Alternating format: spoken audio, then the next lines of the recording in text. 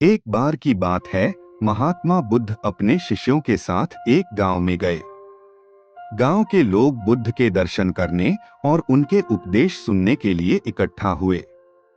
वहां एक युवक आया और बोला, भगवान, मैं अपना समय सही तरीके से कैसे उपयोग कर सकता हूँ? बुद्ध मुस्कुराए और बोले, मैं तुम्हें एक कहानी सुनाता हूँ।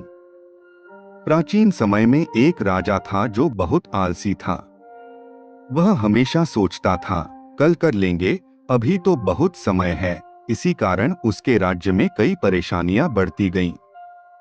फसलें खराब हो रही थीं, प्रजा दुखी थी, लेकिन राजा कभी समय पर निर्णय नहीं लेता था। एक दिन एक बुद्धिमान ऋषि उसके दरबार में आए और बोले, राजन, समय सबसे मूल्यवान चीज है। जो इसे व्यर्थ गंवाता है, वह जीवन में कभी सफल नहीं हो सकता। राजा ने हंसते हुए कहा, मेरे पास बहुत समय है, मैं जब चाहूं तब सुधार कर सकता हूं। ऋषि ने राजा को एक घड़ी दी और कहा, जब भी यह घड़ी बजे, याद रखना कि समय चला गया, वह वापस नहीं आएगा। राजा ने घड़ी को ध्यान से देखा। हर टिक टिक के साथ उसे एहसास हुआ कि समय वास्तव में रुकता नहीं है। उसने तुरंत अपने राज्य के सुधार के लिए काम करना शुरू कर दिया। इतना कहकर बुद्ध रुक गए। युवक ने पूछा, तो इसका अर्थ क्या है, प्रभु?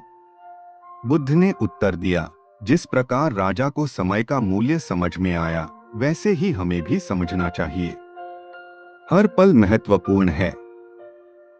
अगर तुम किसी कार्य को कल पर टालते हो, तो याद रखना, वह कल कभी नहीं आता। युवक ने सिर झुकाया और प्रणाम करते हुए बोला, अब मैं अपने समय का सदुपयोग करूंगा। बुद्ध मुस्कुराए और कहा, स्मरण रहे, समय सबसे बड़ा धन है, इसे व्यर्थ मत गवा। शिक्षा, समय की कदर करो, क्योंकि एक बार गया हुआ समय कभी लौटकर नहीं आता।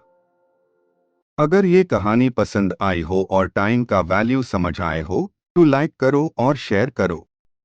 चैनल सब्सक्राइब करो और बेल आइकन दबा दो।